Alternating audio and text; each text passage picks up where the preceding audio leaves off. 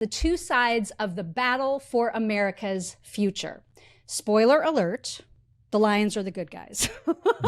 So the conclusion of this book, Ben, thank you for being with us, was written right after Trump had been inaugurated. And you had written at the end that the lions are awake.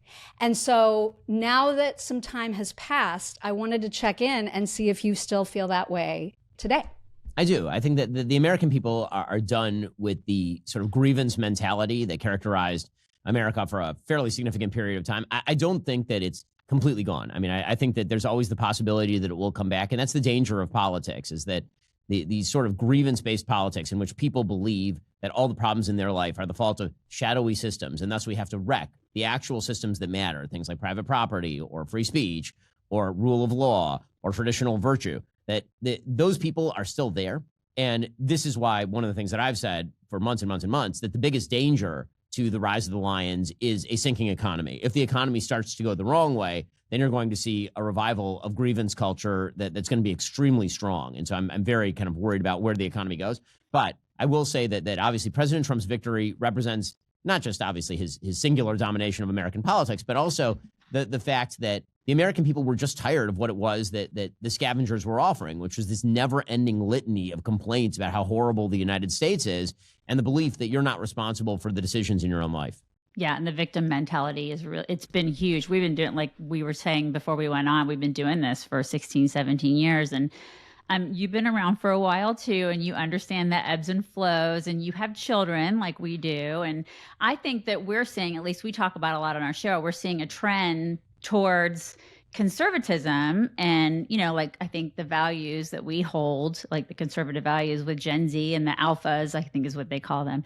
Do you think that there are a lot of lions in those, the new generation, like the younger generation? I do. I think that there are a lot of people who would have been, quote unquote, moderate in prior years. And I think that, let's put it this way, people who are sort of center or right leaning are significantly harder right than they otherwise would have been. I won't say that that's the majority of young people, because that's not what the polls tend to show. But I will say that is certainly where a lot of the energy is, and that the kind of trend toward more religious behavior, toward marriage, toward kids is extremely strong, particularly with Gen Z men. I think that Gen Z women are some of them are doing that. But I think that among men particularly, who feel like they've been cut out of the loop, who feel as though they've been sort of robbed of their initiative, there is a move back toward traditionalism that is pretty astounding to watch, actually. That's good news for my 15-year-old daughter.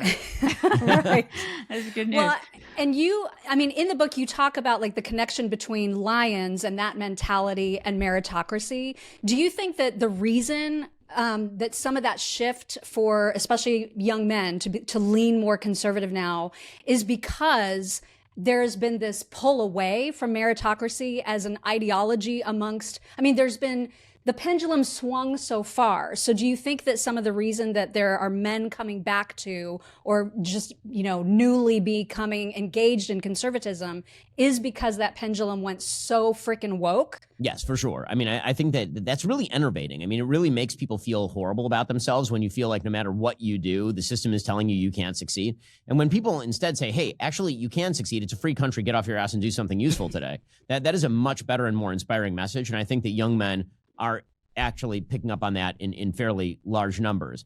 I do think that the woke left went so extreme in its pursuit of wiping away masculinity in particular that you can certainly say that the movement toward conservatism, particularly among young people, and toward Trump is led by men. I mean, there are more young women who are voting for Trump. That did happen between 2020 and 2024, but the shift among young men was pretty astounding. And I think a large part of that was a direct response to the idea that there's no place for men in society, that masculinity is dead, that basically what we need is for men to stop being quite so aggressive and so masculine. And I think a lot of guys said, I'm not in for this. I would much rather be able to make the most of my God-given abilities. Yeah. Whenever we see like one side do one thing, I feel like the other side does that thing too. So like we're seeing the woke left, and I know the pendulum is swinging, but we're also seeing the woke right, which is so disturbing and weird to us. So we're seeing a lot of anti-Israel sentiment on our side. We talk about that a lot on our show. We feel very alone sometimes talking about that. We don't get it.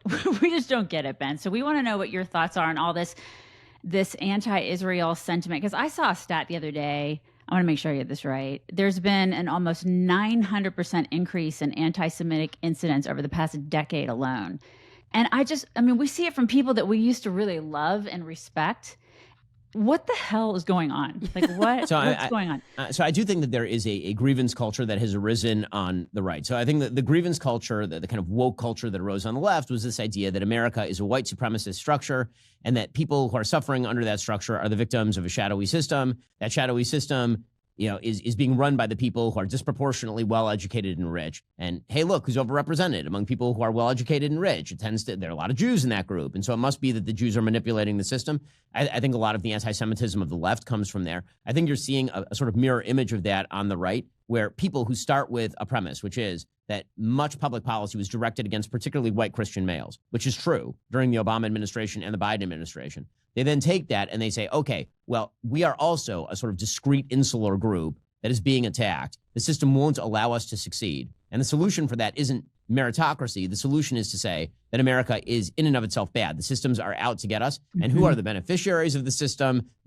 And you end up in almost exactly the same place. And so I think there is some of that. I also think that there are influencers who have basically decided that there's a lot of clickability to this particular issue, to Jews, to Israel, on X in particular. And a lot of the floodgates have been opened. It's a great way to go viral, like a really great way to go viral. And there's no question that there are bot farms that are exacerbating all of that. But it's not all fake. But I do think that it can move from the virtual world to the real world fairly quickly. I also think that one of the things that's happened is that because the right for so long was told you can't say X, the Overton window is really, really small, that basically the right responded by blowing up the Overton window entirely and said, okay, well, now everything is on the table. And so if everything is on the table, then whatever is the most transgressive thing must be the most true thing. So the right kind of combined a couple of propositions. One was that if you're taking flack, it's because you're over the target, which used to be more true and is not necessarily true now. And so if I say something and I get a lot of blowback, it must be because what I'm saying is super true.